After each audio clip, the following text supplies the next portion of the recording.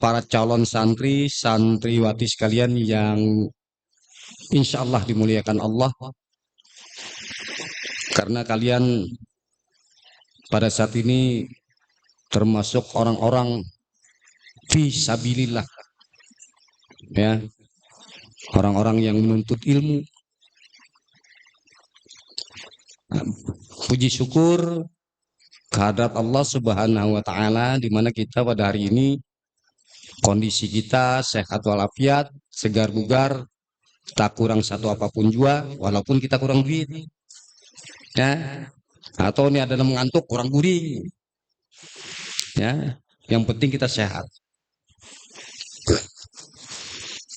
Salawat dan salam kita tujukan kepada junjungan kita Nabi besar Muhammad Sallallahu Alaihi Wasallam, kepada keluarga beliau, kepada sahabat-sahabat beliau, dan kepada pengikut beliau hingga akhir zaman. Santriwati, santri sekalian, ya, seperti yang disampaikan tadi oleh moderator kita, bahwa kita pada hari ini membahas tentang wawasan kebangsaan. Wawasan kebangsaan ini sebenarnya diajarkan mulai kita sudah dari TK, udah diajarkan. SD diajarkan, SMP sudah diajarkan. Kalau di SMP kan sudah masuk, kalau di SMP, kalau di SD sudah masuk ke dalam teori yang dalam bentuk PPKN sekarang. SMP sama. Nah, SMA nanti kelas 10 bukan lagi PPKN, tapi materinya nanti Pancasila. Nah, jadi bukan PPKN, Pancasila nanti. Nah, kalau kita berbicara tentang wawasan kebangsaan, apa sih itu wawasan dan apa itu kebangsaan? Kemarin waktu di SMP, yang SMP Babu Salam mana? Coba angkat tangan yang dari SMP Babu Salam. Angkat tangan yang dari SMP Babu Salam, 1, 2, 3, 4, 5, ya kurang lebih 10 orang gitu ya. Laki-laki perempuan. Guru PPKN-nya siapa? Ibu Nurdiana. Bu Nurdi kan? Udah diajarkan wawasan kebangsaan.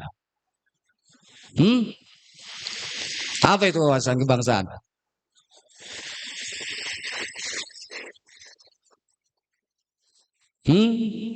Nah, kalau gitu gini. Ini Bapak minta dari kelompok ini 3 orang. Coba ke depan. 3 orang perwakilannya berdiri ke depan. Nah, coba berdiri ke depan. Perwakilannya sini berdiri 3 orang. Yang perempuan juga 3 orang. Ya, perempuan 3 orang. Ini supaya paham, kalian cepat paham gitu ya. Karena kalau kita hanya belajar materi aja nanti nggak paham-paham gitu. Ini prakteknya langsung. 3 orang di sini, 3 orang, sini 3 orang. Coba 3 orang, enggak, berdiri aja, berdiri aja. 3 orang berdiri aja. Ayo, jangan takut. Bukan ditanyai, bukan, berdiri aja, berdiri aja. Nah, coba berdiri aja 3 orang. Ya, 3 orang. Coba berdiri aja 3 orang. Enggak ditanyai, enggak. Kenapa takut ditanyai? Saya bukan petugas sensus gitu ya. Dan saya bukan jaksa gitu. Saya bukan polisi. Yang enggak ditanyain, coba 3 orang. Coba berdiri di sini. Kelompok, bikin kelompok. Enggak usah bawa buku, enggak usah bawa buku. Nah, 3 orang situ ya, 3 orang. Ya. Di sini 3 orang. Nah, sekarang Bapak tanyakan. Ini masing-masing kelompok ini. Coba kalian bertiga apa perasaan kalian bertiga? Kalian bertiga sana apa perasaannya? Bertiga sana apa perasaannya? Bertiga sana apa perasaannya terhadap kawannya? Ya. Ya, coba minta mikrofon satu, mikrofon yang bisa di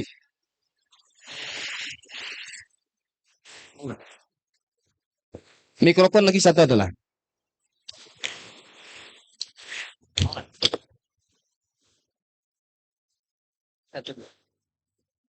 Nah, Bapak minta di dalam kelompok kalian sendiri apa perasaannya? Kemudian kalian memandang kelompok lain apa perasaannya? Supaya kalian paham apa itu. Ya, supaya kalian itu paham wawasan. Nah, ini saya tanyakan dulu. Perasaannya kalian bertiga apa? Kalian bertiga itu perasaan antara kalian bertiga itu apa? Maksud Bapak itu gini. Perasaan kalian terhadap teman kalian itu gimana? Nah, itu sama nanti.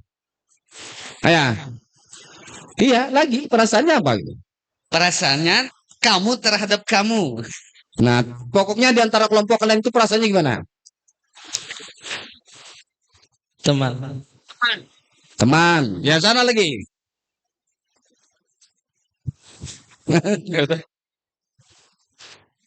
Biar tahu. Kamu sama Pak, teman. Sama teman katanya Pak. Yang di sana lagi. Perasaannya teman dan tidak tahu. Kalau kamu perasaannya gimana? Ya, perasaan kalian di antara bertiga itu gimana perasaannya dengan kalian dengan bertiga itu? Dengan tiga orang itu. Nah, ini nanti saya jelaskan tentang wawasan itu. Saya mau tahu dulu.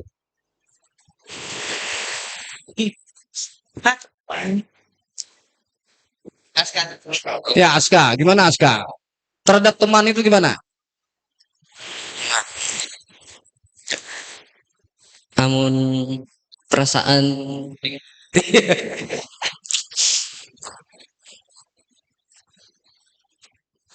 perasaan dalam kelompok, Iya. kalau dalam kelompok nih berdua ini biasa aja Bang, sudah rancak kumpul itu jadi Wah, biasa. pandang istri besar. Yang perempuannya lagi. Yang perempuannya di situ. Yang perempuannya. Ya gimana perasaannya terhadap temannya? Senang, Senang. Iya. happy. Happy banyak teman. Ya, sudah, senang itu. Yang sini. Yang kelompok sini lagi.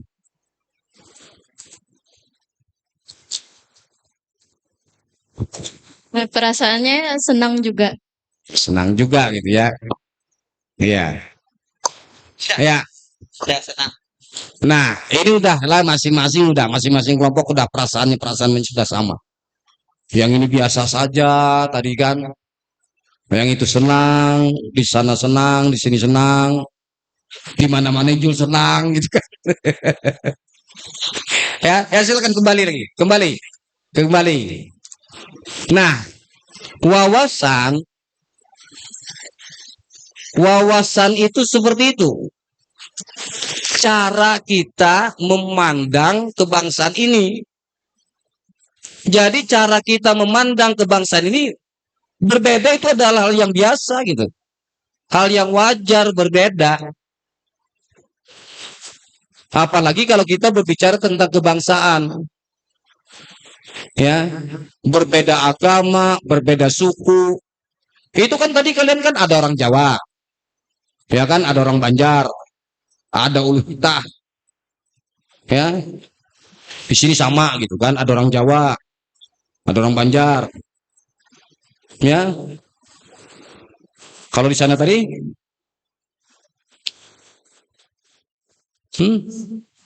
yang sana tadi ada orang siapa-siapa itu, orang mana itu?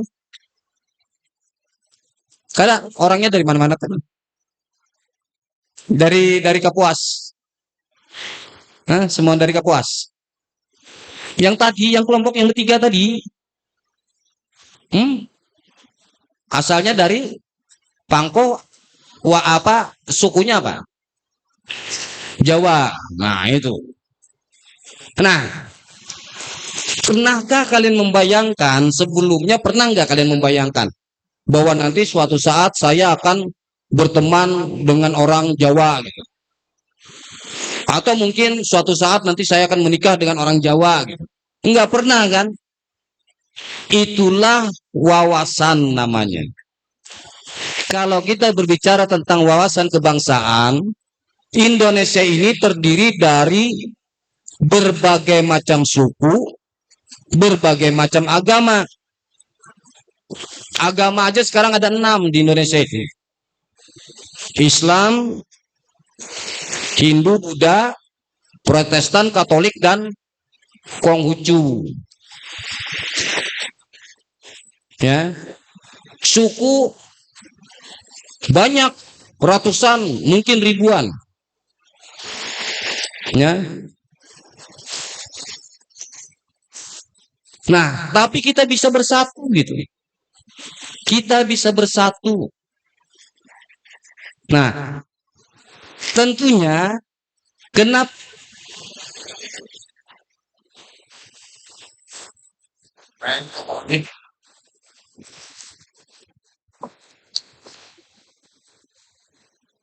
yang pasti kita memandang dalam kebangsaan ini adalah satu kesatuan utuh wilayah gitu. Ya. Cara kita memandang itu satu kesatuan utuh wilayah. Jadi sifat kesukuan kita, ego kesukuan kita itu hilang gitu. Ya. Kita di Kapuas ini aja berbaur sukunya, homogen. Kita di Kapuas ini. Ya. Ada asli sukunya, suku Dayak. Ada Banjar.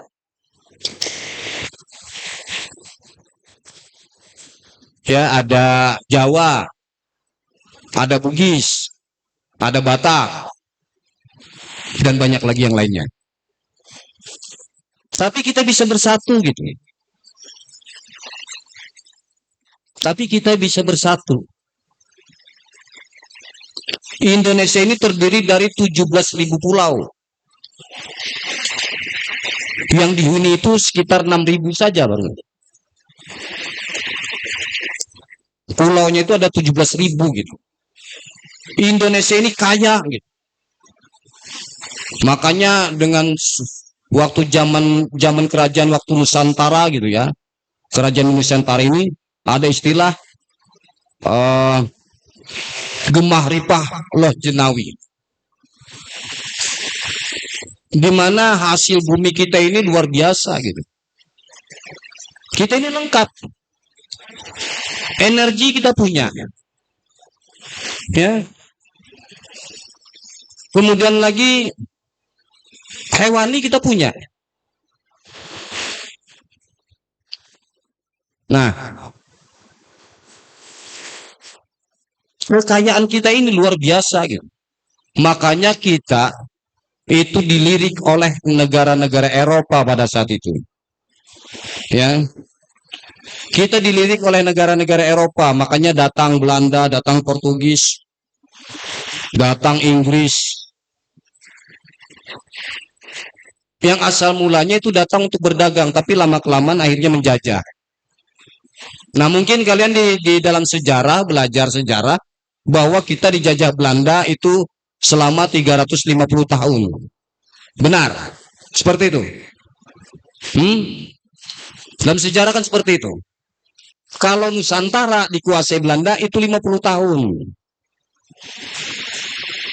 Kalau Indonesia dikuasai Belanda 3,5 tahun.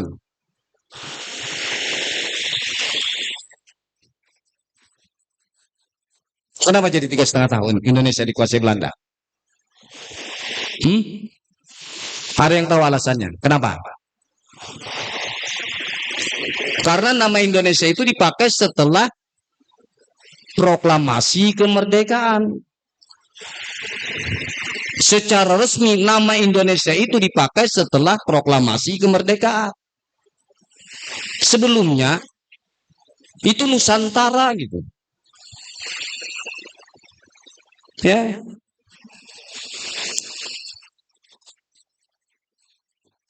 Sebelumnya bukan Indonesia, Nusantara gitu.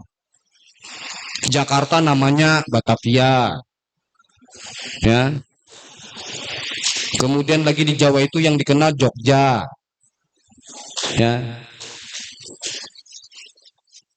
Keraton Jogja. Karena dulu kan kerajaan-kerajaan gitu. Nah, karena kerajaan-kerajaan itu tidak bersatu, akhirnya mudah dirontokkan oleh penjajah gitu. Asal mula datangnya Belanda itu berdagang. Dia berdagang karena lengkap di Indonesia ini buat botaninya, hewaninya, Energinya lengkap. Kaya Indonesia ini, gemah ripah Allah jenawi. Orang Arab mengatakan bagaikan secuil tanah dari surga yang jatuh ke bumi. Ya. Orang Arab mengatakan demikian. Kita ini matahari kita full. Ya. Kurang lebih 12 jam kita dapat cahaya matahari setiap harinya, kecuali hari hujan. Yang terlindung mataharinya. Tidak semua negara seperti itu. Ada yang negara itu yang hanya mendapatkan cahaya matahari hanya 4 jam. Makanya kenapa bangsa-bangsa Eropa dan Amerika itu banyak liburannya ke Pulau Bali. Karena mereka ingin menikmati apa? Pasca menikmati apa? Sunset ya namanya itu. Matahari terbenam. Karena mereka jarang melihat matahari terbenam itu. Bayangkan aja jauh-jauh dari Eropa datang ke Bali. Cuma ingin melihat matahari terbenam. Kalau kita nih muyak sudah melihat matahari terbenam. Ya. Mereka datang dari Eropa jauh-jauh hanya melihat matahari terbenam aja. Kita coba berdiri di jembatan Pulau Telo itu kelihatan sudah matahari terbenam. Kalau usah ke Bali kita.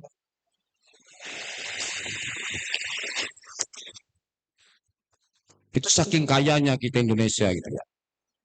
Pohon-pohonnya gitu. Kalau di Eropa itu menanam pohon dengan di negara kita yang kita ini kan negaranya tropis. Kalau di Eropa itu subtropis namanya. Sama-sama menanam waktunya beda tumbuhnya. Ya. Mereka lambat tumbuhnya karena pencahayaannya kurang. Sementara di tempat kita cepat gitu. Karena pencahayaan matahari itu full. Nah, inilah negara kita gitu. Makanya pada saat itu waktu kita dikuasai oleh Belanda itu para pemikir-pemikir bangsa ini merumuskan bagaimana supaya kita bisa lepas dari cengkraman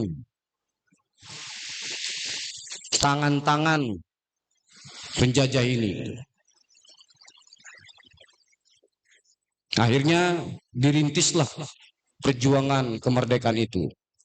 Mulai 1908 dengan berdirinya Budi Utomo. 1928 dengan Sumpah Pemuda. Sekarang pemuda disumpahi. Kalau dulu pemuda bersumpah, kalau sekarang pemuda itu banyak disumpahi. Kebanyakan panjinet. Ini yang lagi rame pulang makan buah kecubung dimakan. Ya, dulu pemuda bersumpah gitu. Ada yang hafal Sumpah Pemuda? Siapa yang hafal Sumpah Pemuda? Ayo, siapa yang hafal Sumpah Pemuda? Masa nggak hafal Sumpah Pemuda? Ini sudah kelas 10 sudah ini. Waduh, nggak hafal Sumpah Pemuda. Siapa yang mengajar sejarah? Oh ya di SMP sekarang EPS terpadu ya. Nah itulah lemahnya pendidikan kita sekarang. Bayangkan aja, jangankan untuk berikrar memajukan negara, hafal aja enggak. Bukan sudah bagus, ada pelajaran sejarah, ya ada ekonomi, ada geografi. Benar enggak ada yang hafal Sumpah Pemuda.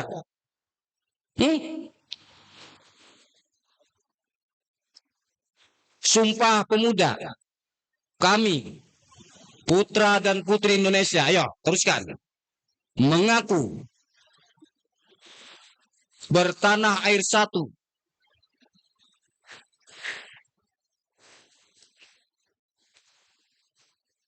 Ayo teruskan.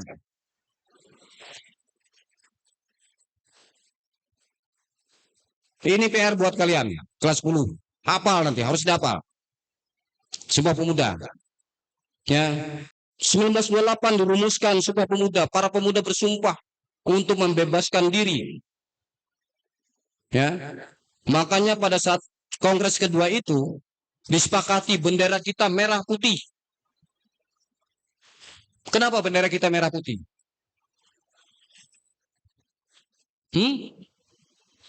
Kenapa bendera kita merah putih? Kita ingin mengulang sejarah Majapahit. Karena Majapahit itu menguasai Nusantara sampai ke Madagaskar, Malaysia, Filipina, Vietnam, itu masuk kita dulu. Wilayahnya Majapahit gitu. Nah, merah putih itu adalah panji perangnya Majapahit. Supaya kalian tahu itu merah putih itu panji perangnya Majapahit. Maka diambillah menjadi bendera kebangsaan. Disepakati pada saat itu di Kongres Pemuda kedua itu. Kemudian disepakati juga lagu kebangsaan kita Indonesia Raya yang diciptakan oleh siapa? Ayo. Nah, Megordop Supratman ujar si siapa nih? Aduh. Bapak bahasa Siska apa? Rizka. Nah, diciptakan oleh Megordop Supratman. Ya. Dia bukan keturunan Belanda, enggak. Megordop Supratman itu asli orang Jawa gitu, orang Surabaya. Megordop itu dia memalsukan namanya gitu. Itu nama orang tua angkatnya. Supaya dia dapat supaya dia dapat mengenyam pendidikan tinggi gitu. Karena pada waktu zaman penjajahan itu orang pribumi nggak diberi kesempatan untuk sekolah tinggi kecuali anak-anak pegawai Belanda dan anak-anak keturunan Belanda yang boleh tinggi sekolahnya. Ya. Nah, sehingga dia memasukkan, tapi akhirnya dia ketahuan juga gitu, dan dia dipecat dari sekolah tersebut.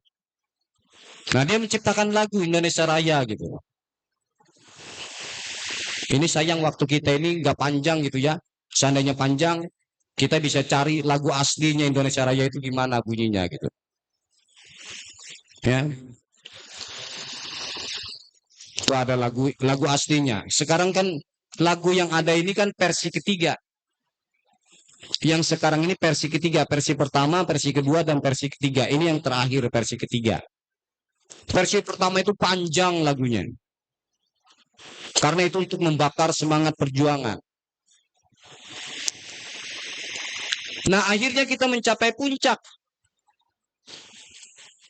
Ya, pada tanggal 17 Agustus 1945, Bung Karno dan Bung Hatta memproklamirkan bangsa Indonesia. Nah, ini juga kalian harus tahu gitu ya. Tanggal 17 Agustus itu yang merdeka itu baru bangsanya, bukan negaranya. Baru bangsanya. Kenapa demikian? Kayak ini yang kelas 10 kemarin udah Bapak ajarkan nih. Sejarah lahirnya Pancasila itu. Nanti diajarkan juga nanti. Kenapa tanggal 17 Agustus itu yang merdeka itu hanya bangsanya, bukan negaranya? Makanya ini yang saya katakan tadi, gara-gara sejarah dihapus ini, bukan dihapus, dijadikan satu gitu. Jadi EPS terpadu gitu ya. Akhirnya sejarah banyak yang nggak tahu gitu. Tanggal 17 Agustus itu kemerdekaan Indonesia hanya diakui secara de facto, bukan de jure.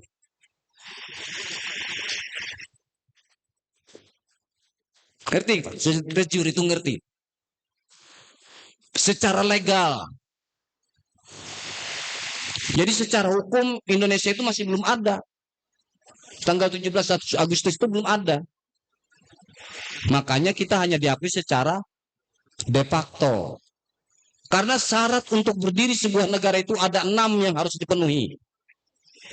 Yang pertama, adanya wilayah. Yang kedua, adanya rakyat. Yang ketiga, adanya dasar negara. Yang keempat, adanya undang-undang dasar. Yang kelima, ada pemerintahan yang berdaulat. Yang keenam, ada pengakuan dari bangsa lain. Tanggal 17 Agustus kita masih belum memiliki itu. Nah, makanya setelah diproklamirkan itu, tanggal 18 Agustus itu segera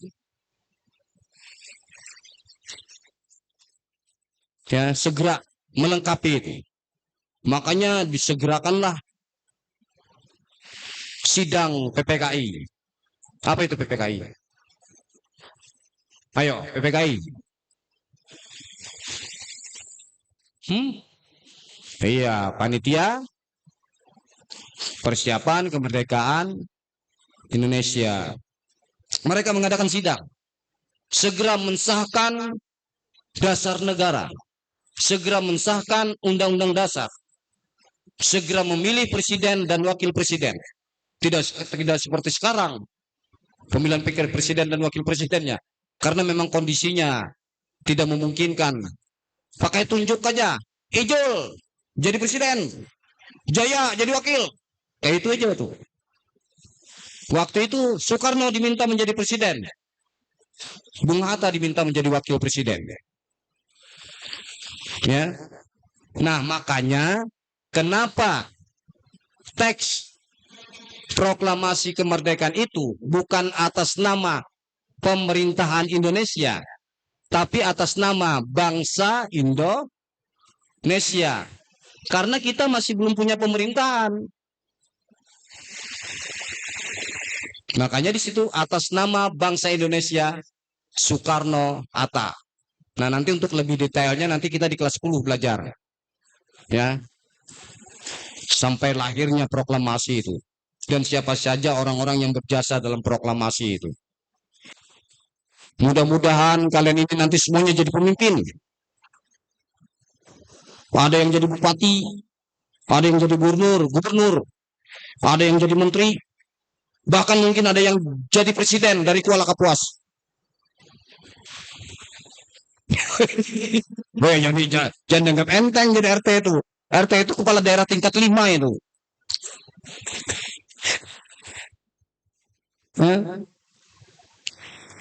Karena dalam undang-undang itu boleh siapa saja warga negara Indonesia, baik dari Kalimantan, baik dari Sulawesi, Sumatera, boleh mencalon menjadi presiden, siapa saja.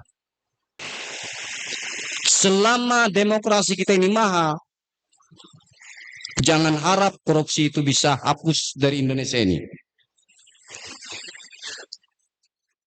Tidak mungkin terhapus korupsi itu dari Indonesia ini. Selama demokrasi kita ini mahal. Nah, ini kalau kita berbicara tentang wawasan kebangsaan seperti ini jadinya. Lalu di mana rasa kebangsaan kita gitu? Masih banyak saudara-saudara kita yang hidupnya di bawah garis kemiskinan. Bukan lagi miskin, tapi di bawah garis kemiskinan. Hari ini makan, besok belum tentu. Ya. Tapi banyak orang yang tega gitu. Menggerogoti uang negara. Saya beri gambaran begini. 1 triliun itu 1.000 miliar. 1 triliun itu 1.000 miliar. 1 miliar 1.000 juta.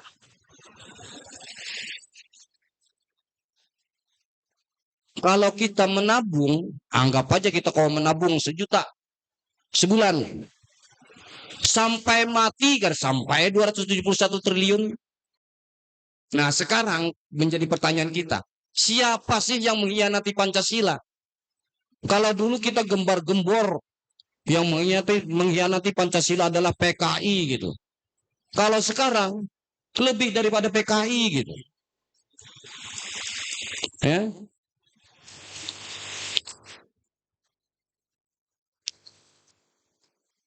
Nah, sementara kita diajarkan untuk mengerti tentang wawasan kebangsaan.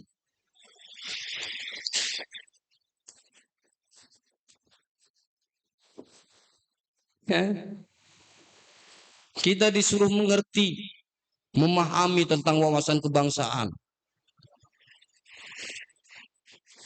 Coba kita lihat Singapura. Singapura hasil buminya nggak ada. Tapi dia lebih sejahtera daripada kita. Malaysia itu hasil buminya cuma minyak bumi. Ya, Malaysia itu. Sedangkan Indonesia ini lengkap. Minyak bumi, batu bara. Kan Pancasila itu jelas mengatakan bahwa sila yang pertama adalah ketuhanan yang maha. Nah, kenapa Pancasila itu jadi ketuhanan yang maha esa yang pertama gitu? Karena Indonesia ini didirikan atas sendi agama gitu. Ya. Indonesia ini didirikan atas sendi agama gitu. Bahwa negara kita ini adalah negara yang beragama, bukan negara agama, tapi negara yang beragama. Kemudian sila yang kedua, kemanusiaan yang adil dan beradab. Itu yang menjunjung tinggi tentang demokrasi, menjunjung tinggi tentang hak asasi manusia, menghargai hak asasi manusia, menghargai manusia secara utuh, memanusiakan manusia. Sila yang ketiganya persatuan Indonesia. Kita memandang Indonesia ini satu gitu. Ya. Dengan semboyan Bhinneka Tunggal Ika. Nah, sekarang Bapak tanyakan. Kalau dulu di sekolah Bhinneka Tunggal Ika itu artinya apa?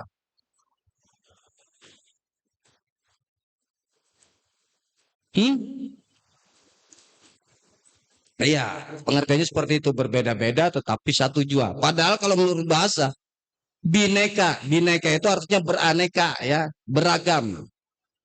Ika itu satu. Tunggal itu juga satu.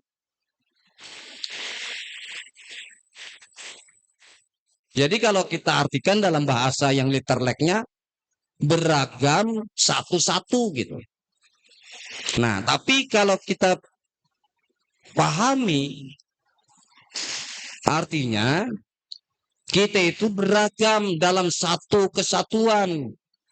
Jadi hal yang wajar apabila itu berbeda gitu. Bahasa berbeda, agama berbeda, warna kulit berbeda, rambut berbeda. Itu hal yang wajar. Kemudian sila yang keempat, kerakyatan yang dipimpin oleh hikmat kebijaksanaan dalam permusyawaratan perwakilan.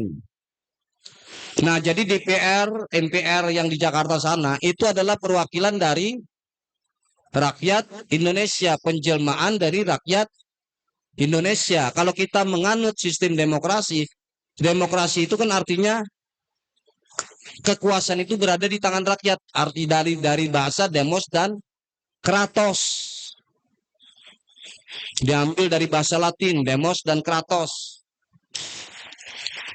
Ya. Kekuasaan berada di tangan rakyat. Nah, enggak mungkin rakyat semuanya di kantor DPR itu. Jadi ada perwakilannya. Wah, 5 menit lagi ya, silakan. Apa tadi pertanyaan kan? Ada pertanyaan tadi? Ya, karena waktu kita tinggal 5 menit lagi, silahkan kalau ada pertanyaan kata moderator tadi, ya. Bapak cukupkan sampai di sini. Nanti kita akan bertemu di kelas 10 nanti pembahasan lebih dalam lagi. Ya. Akhirul kalam, salam, assalamualaikum warahmatullahi wabarakatuh. Langsung saja, siapa yang mempunyai pertanyaan, silahkan berdiri.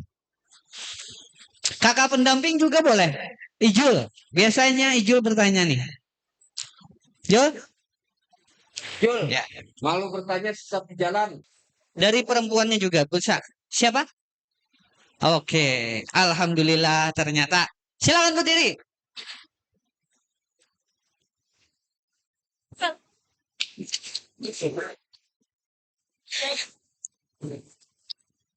Assalamualaikum warahmatullahi wabarakatuh.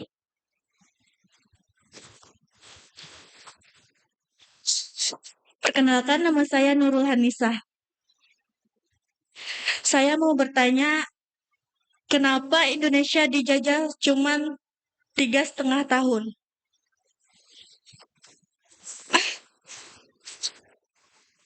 Udah?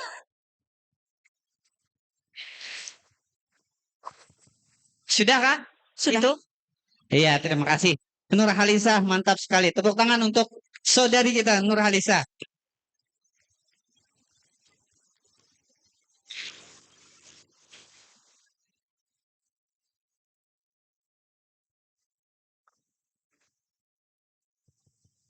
Ada satu pertanyaan tadi, Pak. Dari calon santri kita ini, Pak.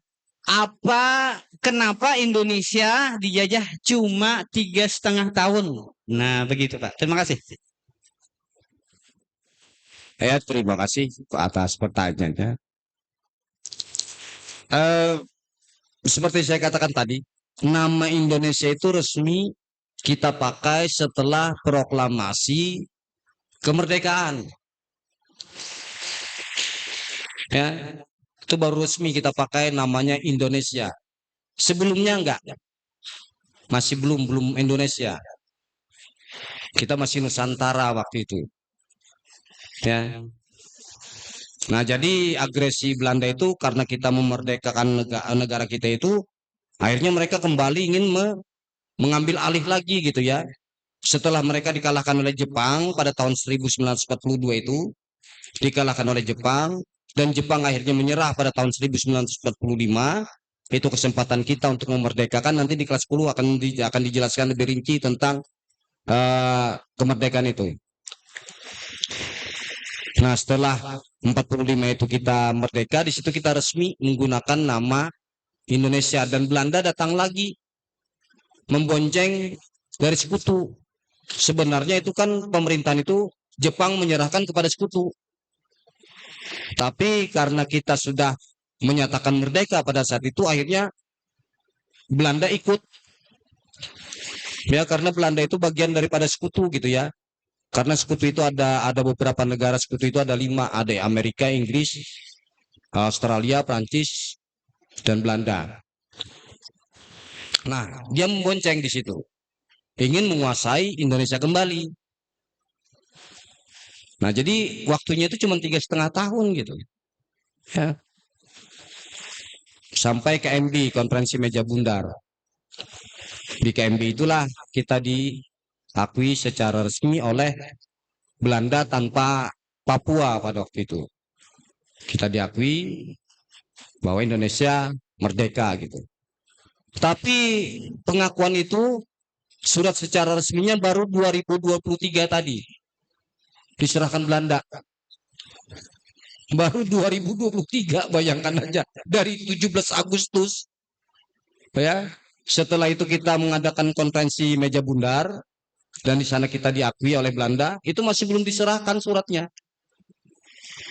Ya, baru 2023 tadi diserahkan oleh Belanda. Parlemen Belanda menyerahkan kepada Presiden Jokowi gitu tentang kedaulatan bangsa Indonesia, baru diserahkan. Jadi Belanda itu waktu itu pun setengah hati gitu ya menyerahkan Indonesia. Karena apa? Karena Indonesia itu begitu kaya, seperti saya katakan tadi, begitu kaya gitu. Seandainya itu dipergunakan untuk rakyat gitu ya, sesuai dengan sila yang kelima, keadilan sosial bagi seluruh rakyat Indonesia, wah itu luar biasa gitu ya.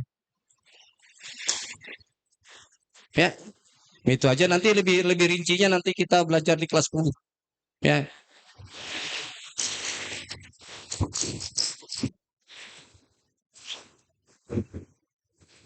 Ya, demikian tadi jawaban dari Pak Itap. Bagaimana, Nur Halisa? Sudah terwakilkan jawabannya? Alhamdulillah. Saya kira sampai di sini sajalah pertanyaannya. Nah, simpan sendiri nanti di pertanyaannya di kelas. Tanyakan apa yang menjadi penasaran hari ini di kelas nanti. Karena waktunya sudah habis. Nah, marilah kita sama-sama mengucap hamdalah. Alhamdulillah. Saya sebagai pembawa acara mohon maaf yang sebesar-besarnya kalau ada salah dan hilaf. Mudah-mudahan bermanfaat. Assalamualaikum warahmatullahi wabarakatuh.